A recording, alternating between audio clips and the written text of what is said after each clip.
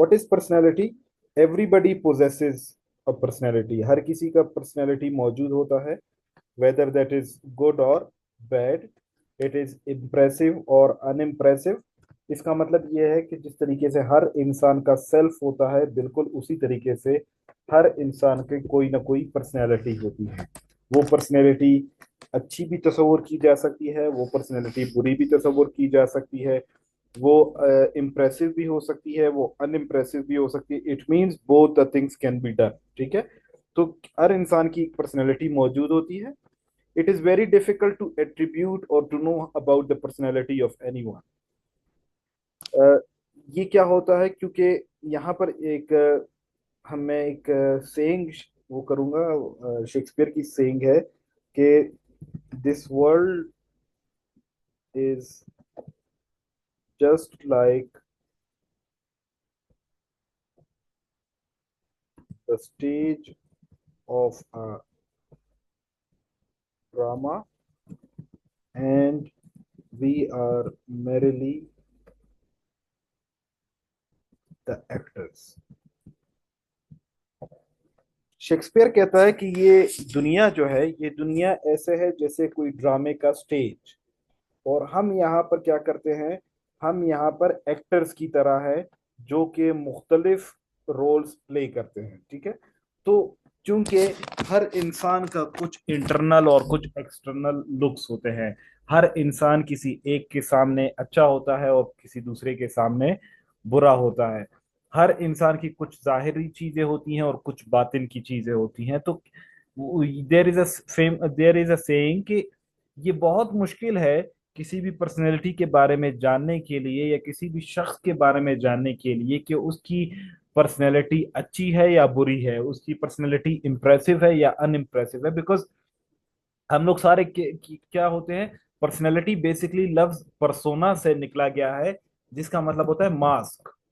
देखिए, जब हम मास्क पहनते हैं, ठीक है, तो मास्क जिस किस्म का आप मास्क पहनते हैं तो आपको वही चेहरा नजर आता है। मिसाल के तौर पर अगर आप ड्रैगन का मास्क पहनेंगे तो आपका चेहरा ड्रैगन का नजर आएगा।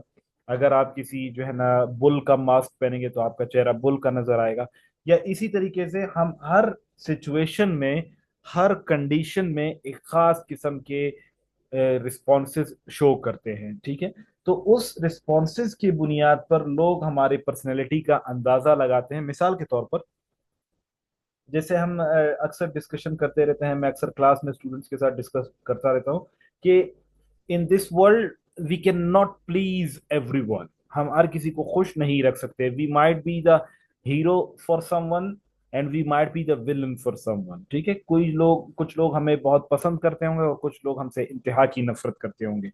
तो जो लोग हमें पसंद करते हैं उनके लिए हम एक अच्छी पर्सनैलिटी के लोग होंगे, और जो लोग हमें पसंद नहीं करते होंगे उनके लिए हम अच्छी पर्सनैलिटी नहीं रखते होंगे। तो इसलिए it is very difficult to attribute और to know about the personality of someone, कि वेदर इट इज गुड और whether it is bad.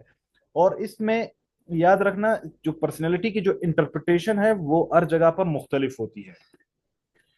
The no proper interpretation of good और बैड, ठीक है, इज फाउंड। मिसाल के तौर पर मैं आपके सामने अच्छे और बुरे की तमीज कहता हूं, ठीक है, तो अच्छे और बुरे की तमीज जो है ना हर जगह पर मुख्तलिफ होती है, हर शख्स के मुताबिक अलहदा होती है, हर मिसाल के तौर पे कंडीशन के मुताबिक अलहदा होती है। मिसाल के तौर पर मैंने आपको एक पहले भी मिसाल दी थी कि अगर एक शख्स है, वो बाहर रोड पे जाकर या गली में जाकर किसी एक शख्स को कत्ल कर देता है, तो ये उसका अमल एक रॉन्ग अमल समझा जाता है। It is a discarded act. ठीक है, इसको माशरा एक्सेप्ट नहीं करता। लेकिन यही शख्स अगर बॉर्डर पे चला जाए और बॉर्डर के एनिमी को मार दे, तो उसको जो है ना रिवॉर्ड दिया जाता है, उसको चेस्टिसाइज किया जाता है, उसको प्राइजेस दिए जाते हैं। ठीक है, तो क्या है कि अच्छे और बुरे की तमीज हर वक्त में डिपेंड करती है। मिसाल के तौर पर जंग के वक्त, जंग के वक्त आपने असला उठाना, आपके मुल्क के लिए लड़ाई करना बिल्कुल सही तस्वुर किया जाता है। लेकिन अमन में आपका असला उठाकर अपने साथ जो है ना मिसाल के तौर पे सिटी में या कहीं पर भी अपने साथ घुमाना, उसको एक क्राइम तस्वुर किया जाता है। तो हर कंडीशन में, हर पर्टिकुलर एस्पेक्ट में आपका जो है ना पर्सनैलिटी की इंटरप्रिटेशन जो है ना वो मुख्तलिफ होती है। Personality is the product of social interaction in group life. Just like the self, personality is also formulated in what, in a group life. कि आप जिस किस्म की ग्रुप लाइफ में बैठते हैं, उसी किस्म की ग्रुप लाइफ उसका आप पर असर पड़ता है। There is a famous English saying, and whatever these quotations I share with you, these quotation you should write in attempting your paper, और इनको स्पेसिफिकली लिखे ताकि ये मोटिवेटर्स होते हैं और ये एग्जामिनर को अट्रैक्ट करते हैं। ठीक है, there is a saying, man is known by the company he keeps. ठीक है, कि इंसान जिस कंपनी में रहता है, जिस कंपनी के साथ उठता बैठता है, वो उसी कंपनी का, वो उसी सोबत का समझा जाता है। मिसाल के तौर पर अगर आप क्रिमिनल्स के साथ उठे बैठे तो आपको भी क्रिमिनल तस्वुर किया जाएगा, अगर आप नेक लोगों के साथ उठे बैठे तो आपको भी नेक तस्वुर किया जाएगा। ठीक है, तो इसलिए ये इंपॉर्टेंट होता है कि जिस किस्म के सोशल इंटरेक्शन में आप बैठते हो, जिस किस्म के सोशल ग्रुप लाइफ में आप बैठते हो, ठीक है, उस किस्म की पर्सनैलिटी को आपसे एफिलिएट किया जाता है। और इंसान at a time multiple roles को अदा कर रहा होता है। Personality covers all the roles of a person, मतलब इंसान के जितने भी रोल्स होते हैं, चाहे वो एक बेटे के तौर पर, चाहे वो एक भाई के तौर पर, चाहे वो एक हस्बैंड के तौर पर, चाहे वो एक उस्ताद के तौर पर, चाहे वो एक ऑफिसर के तौर पर, चाहे वो एक तालिब इल्म के तौर पर, जो उसके तमाम रोल्स होते हैं, उन तमाम रोल्स के जो कैरेक्टरिस्टिक्स होते हैं उसकी बुनियाद पर पर्सनैलिटी को डिटरमाइन किया जाता है। अभी देखें, मिसाल के तौर पर हमारे पास रोल्स एंड स्टेटस को जब हम पढ़ेंगे तो मजीद में क्लेरिफाई करूंगा, यहाँ पर कुछ टर्म्स को याद रखें। एक होता है एस्क्राइब रोल्स या स्टेटस। ये ऐसे रोल्स या स्टेटस होते हैं जो कि आपको बाय बर्थ मिल जाते हैं। ठीक है, ascribed roles or ascribed statuses are given to you or assigned to you soon after your birth, just like कि आप मेल हो, फीमेल हो, आप पठान हो, बलोच हो, ब्रावी हो, हजारा हो, पर्शियन हो, क्या हो। ठीक है, आप गोरे हो, आप काले हो, आप अमीर हो, आप गरीब हो, आप मुसलमान हो, आप हिंदू हो, ये तमाम रोल्स एंड स्टेटसेस क्या हुए, आप किसी के भाई हो, आप किसी की बहन हो, आप किसी के कजन हो, ये इस तमाम रोल्स या स्टेटसेस एस्क्राइब्ड स्टेटस में या एस्क्राइब्ड रोल्स में आपको बाय बर्थ मिल जाता है। फिर उसके बाद अचीव्ड रोल्स या अचीव्ड स्टेटस। अचीव रोल या अचीव स्टेटस क्या होता है, टैलेंट या एबिलिटी की बुनियाद पर इंसान हासिल करता है। मिसाल के तौर पर एक शख्स गरीब है और गुर्बत के बाद वो पढ़ाई लिखाई करता है, वो अच्छी जॉब हासिल कर लेता है, वो एक सीएसपी बन जाता है, तो वो एक अपने स्टेटस को या अपने रोल को एक, फॉर एग्जांपल पुअर फैमिली से या मिडिल क्लास या लोअर क्लास फैमिली से वो हायर क्लास फैमिली की तरफ चला जाता है। तो ये क्या हुआ, ये उसका अचीव्ड स्टेटस या अचीव्ड रोल हुआ। इसी तरीके से फॉर एग्जांपल आप किसी के भाई हो, आप किसी के कजन हो, लेकिन बाद में जाकर आप शादी कर लेते हो, उसके आप उसी, फॉर एग्जांपल कोई फीमेल है तो उसके आप हस्बैंड बन जाते हो, तो ये क्या हुआ, अचीव्ड स्टेटस हुआ। You become a father, that is achieved status. You become an officer, that is achieved status. You become the chancellor, that is an achieved status. So achieved status क्या होता है, इंसान अपनी एबिलिटी की बुनियाद पर हासिल करता है। तो एक चीज यहां पर जो मैं आपको मेन चीज बताना चाहता हूं कि कोई भी इंसान एट द सेम टाइम ही possesses different roles and different statuses. ठीक है, मुख्तलिफ किस्म के रोल्स और मुख्तलिफ किस्म के स्टेटसेस इंसान के पास मौजूद होते हैं। ठीक है, तो यहां पर एक टर्म है that is called role conflict. Role conflict क्या होता है, रोल कन्फ्लिक्ट एक ऐसा कंडीशन है जिसमें एक इंसान मल्टीपल रोल्स अदा कर रहा होता है, लेकिन वो सारे रोल्स आपस में कन्फ्लिक्ट में आ जाते हैं और कन्फ्लिक्ट की वजह से दोनों में वो कोई तवाज़ुन बरकरार नहीं रख सकता, दोनों को वो अच्छी तरीके से अदा नहीं कर सकता। ठीक है, उसमें उसका, उसकी वजह से उसको पर उसकी परफॉर्मेंस पे बड़ा असर पड़ता है। So that is called role conflict. It is just like कि एक शख्स से उसकी शादी हुई और शादी होने के बाद उसकी वाइफ और उसकी वालदा में किसी बात पर टसल आ जाता है, तो उसके पास अभी रोल कन्फ्लिक्ट है कि उसने या तो वाइफ के लिए हस्बैंड के तौर पर आपने स्टैंड लेना है, या वालदा के लिए बेटे के तौर पर स्टैंड लेना है, ठीक है। तो इन दोनों कंडीशंस में जब वो कोई भी कंडीशन 100% तरीके से कोई भी रोल अदा नहीं कर पाता, ठीक है, that is called role conflict. Role conflict, I hope role conflict is clear. फिर हमारे पास आ जाते हैं रोल स्ट्रेन। रोल स्ट्रेन हमारे पास एक अनदर कंसेप्ट है। ये एक ऐसा कंसेप्ट है जिसमें आपके पास मल्टीपल रोल्स होते हैं, लेकिन आप उस रोल्स में आप अपने रोल्स को, जिसको आप मास्टर रोल या मास्टर स्टेटस भी कहते हैं, ठीक है,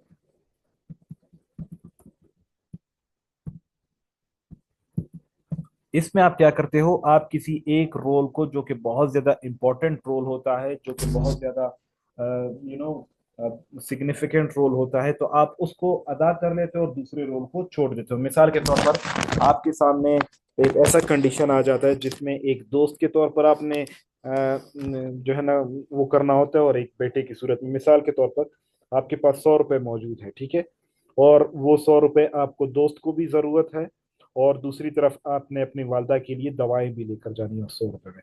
तो व्हाट विल यू डू? आप क्या करते हो? आप उस दोस्त को 100 रुपए नहीं देते, आप आ जाते हो और वालदा के लिए उससे दवाइयाँ खरीद लेते हो, ठीक है। तो ये रोल स्ट्रेन है जिसमें आप एक रोल को छोड़ देते हो और दूसरे रोल को फिर एडॉप्ट करके अपनी जिंदगी को चला लेते हो। लेकिन रोल कन्फ्लिक्ट में आप छोड़ते किसी को भी नहीं हो, वो दोनों आपस में टसल होते हैं और कोई भी रोल अच्छी तरीके से अदा नहीं होता, ठीक है।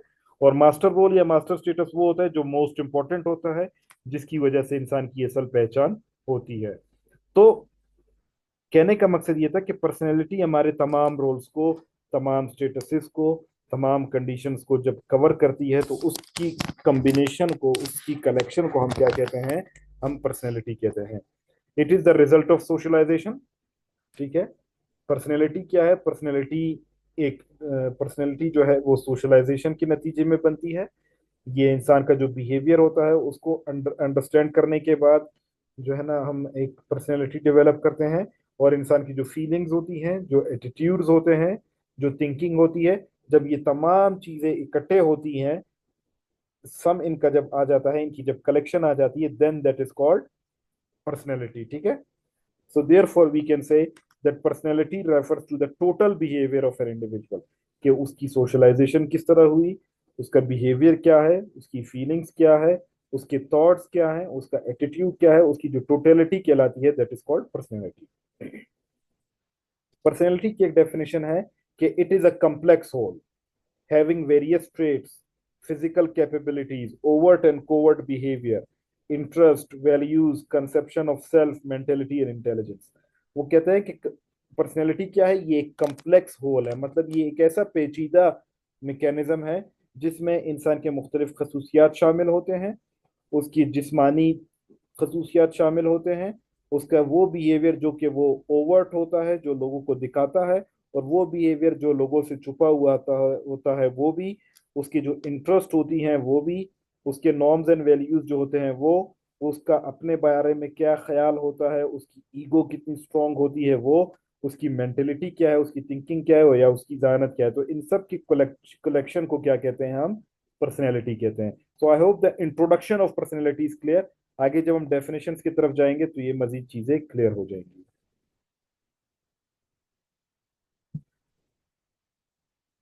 रोल कन्फ्लिक्ट में इक्वल अटेंशन देना नहीं होता। रोल कन्फ्लिक्ट में क्या होता है कि दो कंडीशंस में, दो रोल्स में आप जो है ना क्या करते हो, आप दोनों रोल्स को साइमल्टेनियसली लेकर चल रहे होते हो, लेकिन कोई भी रोल आपका अच्छी तरीके से अदा नहीं हो पाता, ठीक है। मिसाल के तौर पर आप ना अच्छे स्टूडेंट होते हो, ना एक अच्छे टीचर होते हो, ठीक है। तो आप दोनों में जब आप उसमें बैलेंस कायम नहीं कर पाते हो तो उसको रोल कन्फ्लिक्ट कहते हैं, ठीक है। और जो है ना जो रोल स्ट्रेन है, रोल स्ट्रेन में आप एक छोड़ देते हो और एक को फिर आप प्रायोरिटी दे देते हो। Master role describe please. Master role क्या है? Master role is a role for which you are identified. कोई भी ऐसा रोल, कोई भी ऐसा स्टेटस जिससे आपकी असल पहचान होती है, जो कि आपके तमाम रोल से सुपीरियर होता है। मिसाल के तौर पर आप बहुत सारे रोल्स रखते होंगे, ठीक है, आप बेटे भी होंगे, आप भाई भी होंगे, आप हस्बैंड भी होंगे, आप टीचर भी होंगे, बहुत सारे रोल्स होंगे, लेकिन आपके लिए जो सबसे इंपॉर्टेंट रोल है, जिसकी वजह से आप पहचाने जाते होंगे, जिसको आप किसी भी तौर पर कॉम्प्रोमाइज नहीं कर पाते, वो आपका मास्टर रोल कहलाता है। ठीक है।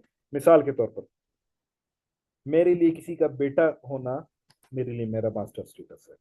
ठीक है।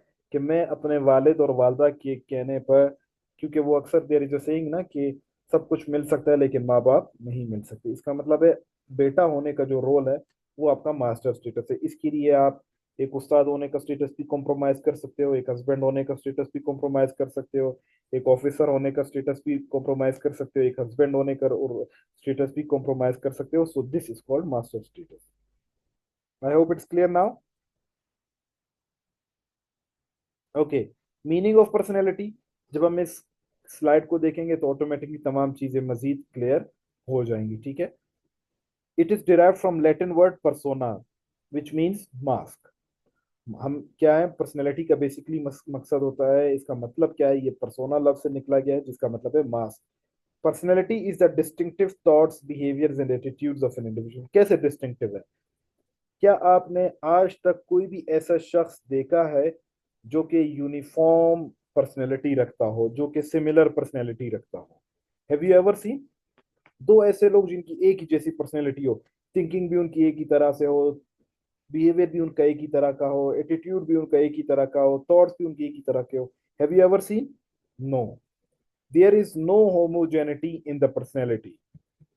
whenever I discuss homogeneity, homogeneity का मतलब होता है similarity.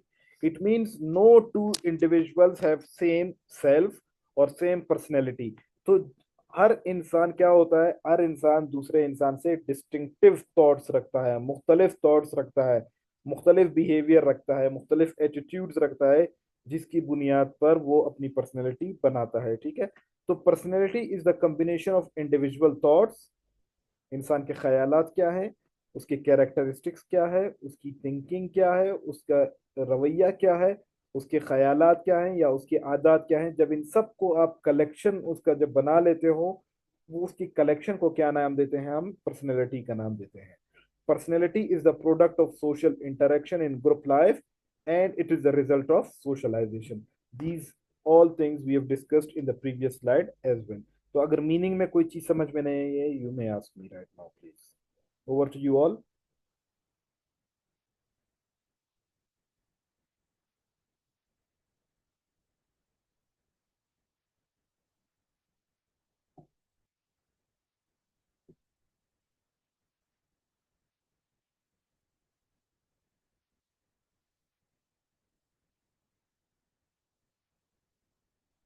Okay, so we should be going ahead. Definition of personality, you will see, जब आपके सामने इंट्रोडक्शन आपका अच्छा क्लियर हो जाता है तो उसके सामने आपके पास डेफिनेशन आए, आपकी मीनिंग्स आए, वो तमाम चीज़ें उन्हीं चीज़ों को डिस्कस कर रहे हो। तो इसीलिए हमेशा मैं इंट्रोडक्शन पे बहुत ज़्यादा वक्त लगाता हूँ, इंट्रोडक्शन में समझाने में उसको ज़्यादा डिटेल में समझाता हूँ, ताकि जब वो आपका बेस स्ट्रांग हो जाता है तो तमाम चीज़ें आपके सामने, उनमें हर एक एक बात को आप डेफिनेशन बना सकते हैं। मिसाल के तौर पर अभी हमने पर्सनैलिटी के बारे में पढ़ा, तो आप लिख सकते हो कि personality is the sum of या totality of all the personality traits. ठीक है। या द बिहेवियर या द थॉट्स या पर्सनैलिटी इज द कम्बिनेशन और traits of all the socialisation. ठीक है। तो आप क्या कर सकते हो, आप तमाम वो चीजें जो कि आपने इंट्रोडक्शन में पढ़ी है, आप उसको सेल्फ एक्सप्लेनेटरी उसकी डेफिनेशन भी बना सकते हैं। Definition of personality, personality is the totality of sentiments, attitudes, ideas, habits and behaviors of an individual। Option में मिनफॉस कहते हैं कि पर्सनैलिटी क्या है, इंसान के ख्यालात, जज्बात, एहसासात, जो भी उसकी लगाव हैं अपने मुल्क के साथ, अपने लोगों के साथ, उनके जो सेंटिमेंट्स है, उन सब की टोटलिटी को क्या कहा जाता है? उन सब के टोटलिटी को पर्सनैलिटी कहा जाता है। And then personality is the totality of observed and observable characteristics of a person। कि पर्सनैलिटी क्या है? पर्सनैलिटी वो तमाम चीजें जो कि ओवर्ट बिहेवियर है और जो कि कोवर्ट बिहेवियर है, या वो तमाम चीजें जो कि ऑब्जर्व की जा चुकी हैं और ऑब्जर्व की जा सकती हैं, इन सब की टोटलिटी को जेएफ क्यूबर कहता है कि दैट इज कॉल्ड पर्सनैलिटी। ठीक है। यूजुअली क्या होता है हमारी पर्सनैलिटी को उस वक्त पता चलता है जब हम किसी ऐसे कंडीशन में जाते हैं जहां पर हमें लोग एक्सेप्ट नहीं करते। हमेशा अगर आपके लोग आपको वेलकम करेंगे, आपको इनकरेज करेंगे, आपकी तारीफ करेंगे, तो आप तो हमेशा अच्छी पर्सनैलिटी का वो करेंगे। इंसान की पर्सनैलिटी का तो उस वक्त भी पता चलता है जब उसके लोग उसके अगेंस्ट चले जाते हैं, जब उस पर कोई इल्जाम लगाते हैं, जब उसके खिलाफ कोई बात करते हैं, तब पता चलता है कि इंसान की जो तरबियत है वो किस किस्म की गई है। आया उसकी पर्सनैलिटी अच्छी है, क्या वो उस पर जो है ना अच्छा वो करता है, अच्छा रिस्पॉन्स देता है या बुरा रिस्पॉन्स देता है। ठीक है, तो इसकी सिंपल मिसाल ये ले लें कि वो कहते हैं ना कि इंसान इंसान की जो है ना गुनाह और अच्छी पर्सनैलिटी का और नेक नीयत होने का या अच्छे मिसाल कैरेक्टर के होने का उस वक्त पता चलता है जब उसके पास इख्तियार आ जाता है। जब एक शख्स के पास इख्तियार नहीं होता, जब एक शख्स के पास अथॉरिटी नहीं होती, ठीक है, तब तक तो वो अच्छा ही होता है। लेकिन जैसे इख्तियार आता है, जैसे अथॉरिटी आती है, तो हर कोई अपना माइंड सेट चेंज कर लेता है। ठीक है, तो this is observable and observable characteristics. A person's pattern of habits, attitudes, and traits which determine their adjustment to the environment. कि आप किस किस्म के हैबिट्स रखते हैं। आया आपके हैबिट्स प्रोडक्टिव हैं, नेगेटिव हैं, वो कंस्ट्रक्टिव है या डिस्ट्रक्टिव है। आया आपके जो ट्रेड्स हैं वो अच्छे हैं या बुरे हैं, जिसकी वजह से आप अपने माहौल में एडजस्ट कर सकते हैं या नहीं कर सकते। तो that is called your personality. इसकी सिंपल मिसाल ये ले लें कि जो क्रिमिनल्स होते हैं। Now my question is to you all, suppose if someone is a criminal, suppose I am a criminal, which kind of traits are more considered to be found in my personality? Suppose I am a criminal, तो मेरी जो है ना किस किस्म की personality traits हों? Come on, over to you all. Quickly, at least one characteristics from your side. I should be inhuman, ठीक है, I should not be thinking about anyone. मेरे सामने बच्चा है, बड़ा है, बूढ़ा है, जवान है, सबको जो है ना मैं नुकसान पहुंचाऊंगा। I should be rude, I should be cruel. Okay, very nice, come on.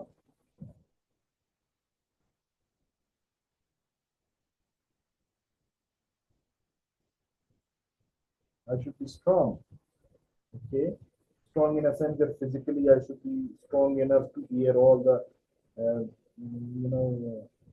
atrocities or the hatred and of the people and dislike of the people. Okay, I should be careless, I should be concrete, I should not have any flexibility in my personality. तो ये चीजें क्या हैं? ये तमाम चीजें जो आप बता रहे हैं ये तमाम ट्रेड्स हैं। ठीक है, जिस शख्स में ये ट्रेड्स आपको नजर आएंगी तो वो शख्स आपको क्या नजर आएगा? आपको एक क्रिमिनल नजर आएगा।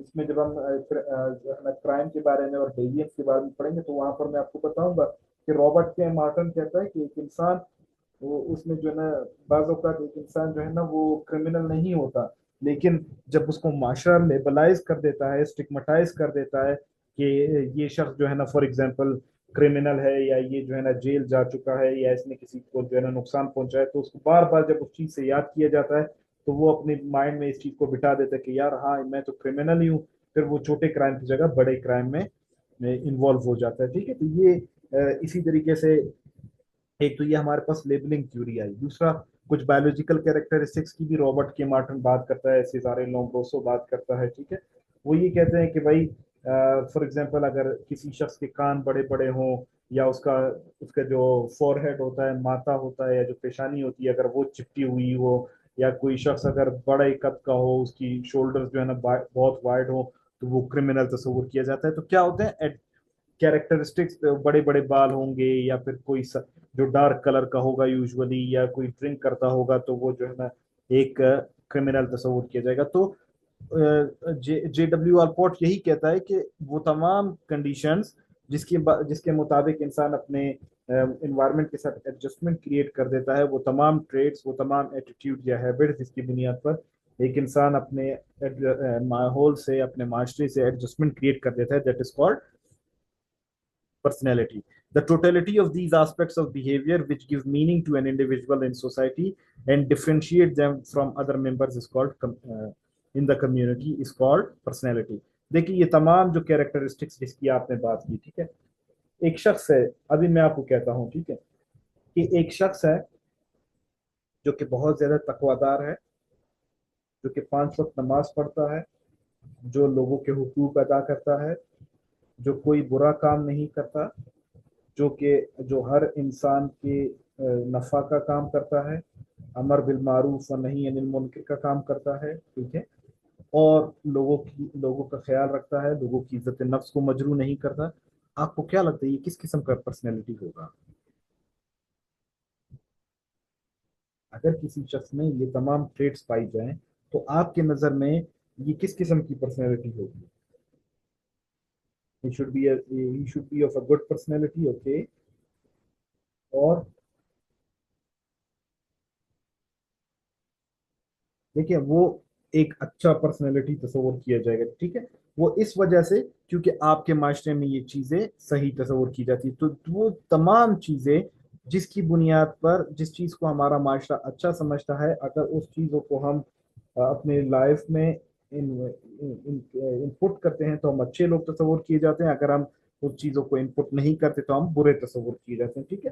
तो productive personality, constructive personality, humble personality, righteous personality आप उसको कह सकते हो, तकवादार हो सकता है, ठीक है। तो ये क्या हो सकता है? एडवर्ड की डेफिनेशन वो ये कहता है कि जो इंसान की जो टोटेलिटी होती है उसकी वजह से उसकी एक शिनाख्त बनती है ना, मिसाल के तौर पर कोई भी उसकी और उसकी वजह से हम क्या करते हैं, हम अपने अपने आप को, हर किसी की जो आइडेंटिटी होती है वो सेपरेट होती है, तो it's not the contradiction, rather वो ये कह रहा है कि हर किसी के जो डिस्टिंक्ट ट्रेड्स होते हैं, डिस्टिंक्ट जो बिहेवियर होते हैं, वो इंसान की पर्सनैलिटी का तयन करते हैं और उसकी बुनियाद पर उसको एक मेंबर को दूसरे मेंबर से अलहदा करते हैं, ठीक है।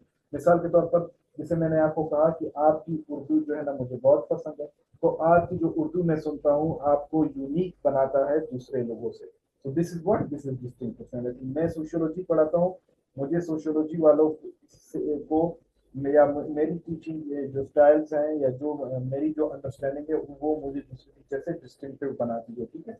या मेरा जो लैंग्वेज है, फॉर एग्जांपल मैं मल्टी लिंगुअल हूँ, मैं बहुत सारी लैंग्वेजेस बोल सकता हूँ, तो ये क्या है, मेरी डिस्टिंक्ट क्वालिटी है जिससे मुझे और मेरे बाकी जो है ना आसपास के जो लोग हैं उनसे डिस्टिंक्ट बनाया जाता है। So this is basically the definition.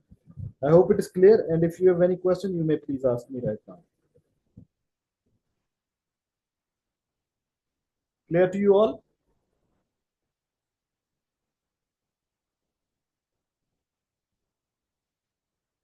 Okay, right now we should be moving towards some of the factors. देखिए जिस तरह हमने कहा ना कि इंसान की जिंदगी पर या इंसान की पर्सनैलिटी पर बहुत सारी चीजें होती हैं जिनका असर होता है, तो ये बहुत इंपॉर्टेंट है। And all these factors play its role, ये ऐसे नहीं है, and we can not deny their impact, ठीक है। तो ये तमाम जो फैक्टर्स होते हैं, these all are the determinants of personality, कि अगर इनमें किसी भी किस्म की पर्सनैलिटी में आप उसको ऑब्जर्व करना चाहें, किसी का पर्सनैलिटी रिव्यू करना चाहे, जैसे अक्सर आपने देखा होगा साइकेट्रिस्ट होते हैं, साइकोलॉजिस्ट होते हैं, या इसी तरीके से हम सोशल वर्क, जब मैं आपको प्राइमरी और सेकेंडरी मेथड्स पढ़ाऊंगा तो मैं आपको बताऊंगा कि आपने लोगों की पर्सनैलिटी आइडेंटिफिकेशन करनी होती है, ठीक है, जिससे आपको पता चलता है कि यार वेदर यहाँ पर मैं केस वर्क को अप्लाई करूँ, ग्रुप वर्क को अप्लाई करूँ, कम्युनिटी ऑर्गेनाइजेशन या डेवलपमेंट को अप्लाई करूँ, या कौन से जो है ना मेथड को अप्लाई करूँ। तो इसलिए कुछ डिटर्मिनेंट फैक्टर्स होते हैं जिसकी वजह से इंसान की पर्सनैलिटी पर बड़ा असर पड़ता है। सबसे पहले हम उसमें देखते हैं बायोलॉजिकल फैक्टर्स, इनहेरिटेड ट्रेड्स जो वालदेन से मिलती हैं, ठीक है, and features from family such as vigour, weakness, energy, lethargy, intelligence, cowardice and colour, courage, it moulds the personality. देखिए बायोलॉजिकल फैक्टर्स का बहुत गहरा असर पड़ता है इंसान की पर्सनैलिटी पर। ये वो पर्सनैलिटी ट्रेट्स होती हैं या वो कैरेक्टरिस्टिक्स या वो ट्रेट्स होती हैं या वो फीचर्स होती हैं जो कि किसी भी बच्चे को उसके पेरेंट्स की तरफ से मिलती है, ठीक है, यूजुअली। जैसे कि मिसाल के तौर पर एक शख्स है वो बहुत ज्यादा एक्टिव है या बहुत ज्यादा वीक है, मतलब वो पैसिव होता है। एक शख्स है वो बहुत ज्यादा इनर्जेटिक होता है या बहुत ज्यादा सुस्त होता है, या एक शख्स है या उसके पेरेंट्स जो है ना बहुत ज्यादा इंटेलिजेंट होते हैं, या इसी तरीके से कोई शख्स होता है जिसके पेरेंट्स बहुत ज्यादा बुजदिल होते हैं या बहुत ज्यादा ब्रेव होते हैं। तो जिस तरीके के पेरेंट्स होते हैं वही कैरेक्टरिस्टिक्स ज्यादातर फाइंड किए जाते हैं, ज्यादातर देखे जाते हैं उनके ऑफस्प्रिंग्स में। इसकी सिंपल मिसाल ये ले लें, जैसे यूजुअली आर्म फोर्सेस के जो लोग होते हैं, ठीक है, जो फौजी होते हैं, अगर अफसरान होते हैं तो उनके बच्चों को आर्मी में बहुत आसानी से अपॉइंट कर दिया जाता है, वो इस वजह से कि जिस किस्म की पर्सनैलिटी ट्रेट्स उनके पेरेंट्स में मौजूद होती हैं, उसी किस्म के पर्सनैलिटी ट्रेट्स उनके औलाद में भी होती है।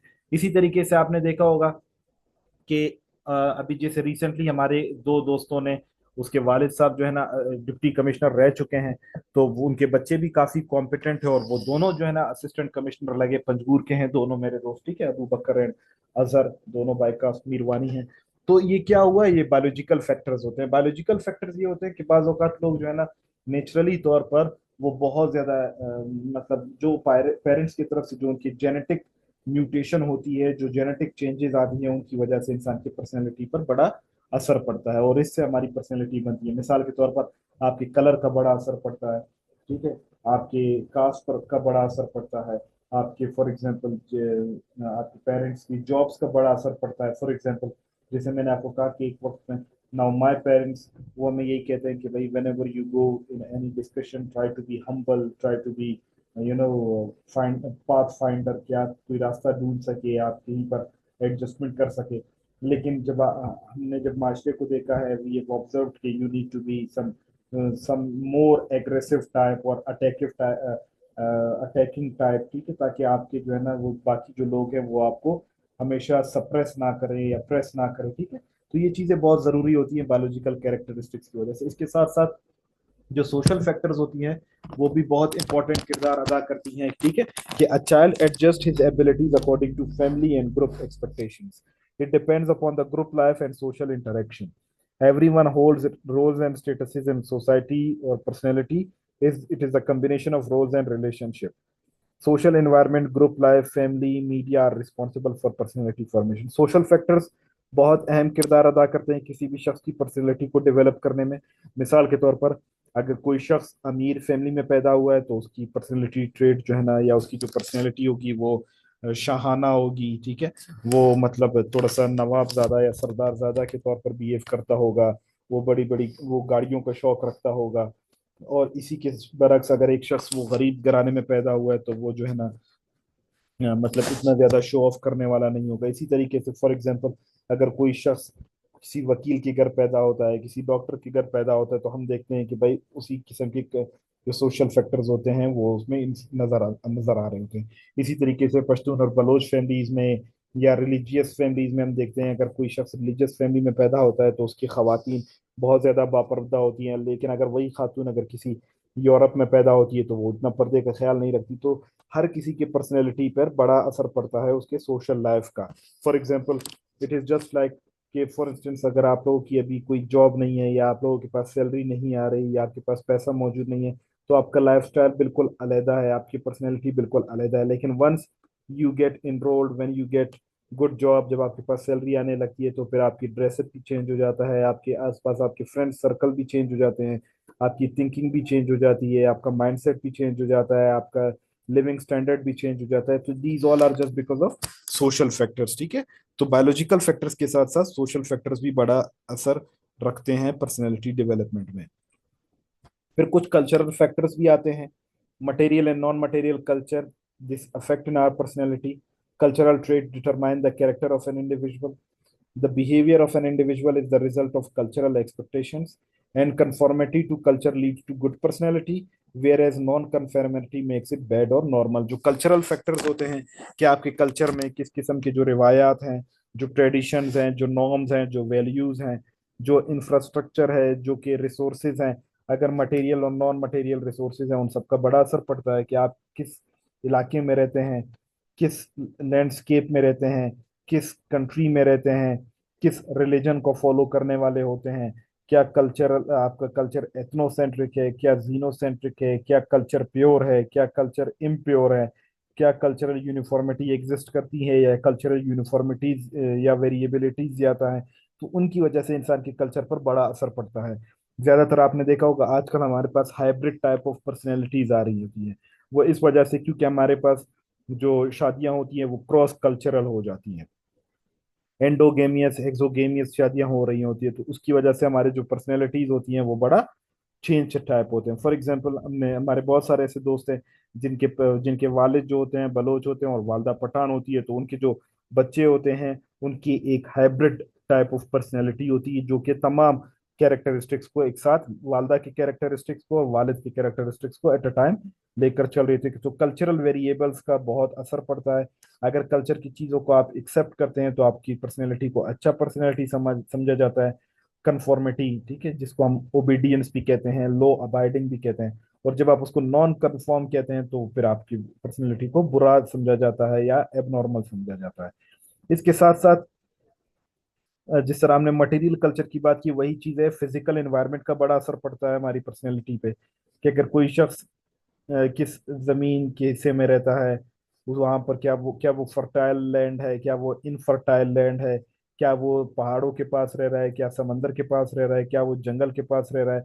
तो इसका जो है ना हमारे पर्सनैलिटी पर बड़ा असर पड़ता है। जैसे आपने, आपके सामने मैं मिसाल देता हूँ, वो एक टार्जन एक मूवी आई थी, ठीक है, जो जिस बच्चे को आपने क्या किया, आपने फॉर एग्जाम्पल आपने उसको जंगल में ही रखा, तो वो बिल्कुल जो है ना मंकीज के तरह वो दरख्तों पर उछलता था, कूदता था, उसी की तरह आवाजें निकालता था। तो उसकी पर्सनैलिटी क्या हुई, उन्हीं की तरह हो गई, ठीक है। It makes different health, stamina, physique, complexion based on urban and rural areas. जैसे हम देखते हैं कि हमारे जो कोल्ड रीजन में रहने वाले लोग होते हैं, ठीक है, जो दरियाओं या समंदरों के किनारे रहने वाले होते हैं, तो वो देखते हैं कि वो बहुत ज्यादा हेल्दी होते हैं। वो जो है ना फैटी भी बहुत ज्यादा होते हैं, वो मतलब हैवी होते हैं। उनका जो बॉडी स्ट्रक्चर होता है वो बहुत ज्यादा, फिजिक जो होता है वो, और उनकी जो कम्प्लेक्शन होती है वाइट या रेड किस्म की होती है। ऑन द अदर हैंड, जो शख्स पहाड़ों पर रहने वाले होते हैं या गर्म रीजन में रहने वाले होते हैं, उनके स्टेमिना बहुत ज्यादा होते हैं, वो बहुत ज्यादा हेल्दी होते हैं, स्किनी होते हैं, पतले होते हैं, लेकिन उनके बॉडी स्ट्रक्चर बहुत मजबूत होते हैं।